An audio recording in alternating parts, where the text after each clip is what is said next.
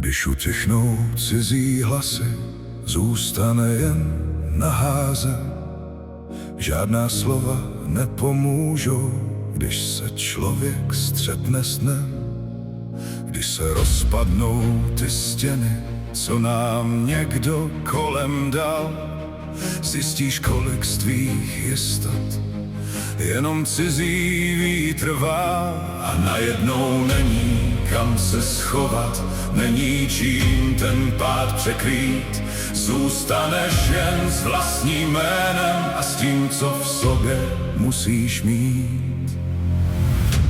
Ticho popravdě je těžký, jako kámen v hrudi nést. Když ti spadnou všechny masky, musíš sám svůj život vést. Ticho popravdě tak bolí a přesto v sobě sílu má.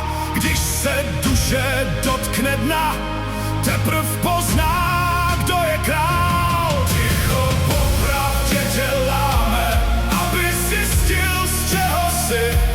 A když jednou oči otevřeš, už se zpátky nevrátíš.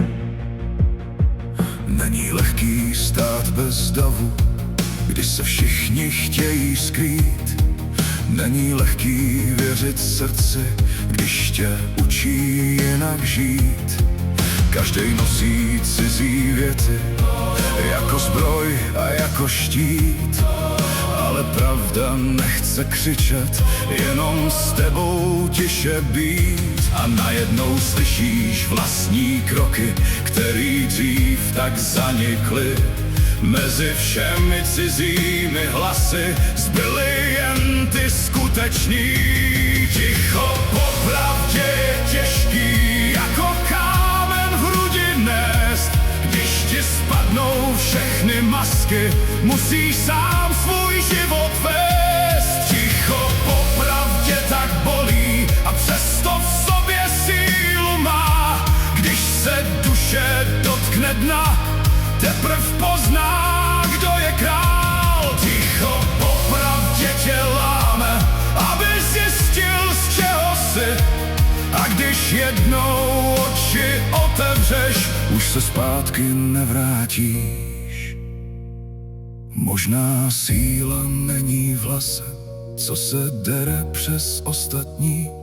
Možná roste v tichý ráně, kterou člověk neunese sám. Možná právě v tomhle tichu padá všechno, co bylo lež. A pod tím vším, co z tebe vzali, ještě pořád někdo je. Ticho popravdě je těžký, ale nechci znova lhát. Radši půjdu proti noci, než se znovu nechat hrát. Ticho popravdě tak bolí, ale v tom je jeho dar. Když ti vezme cizí jistoty, vrátí vlastní vnitřní tvar. Ticho popravdě je silný, silnější než cizí křik. A když jednou vstoupí do tebe, už nejsi ten, co dřív. Tak mě nech chvíli jen stát, bez těch vět, co chtěli vést. Protože teprve popravdě začínám sám sebe nést.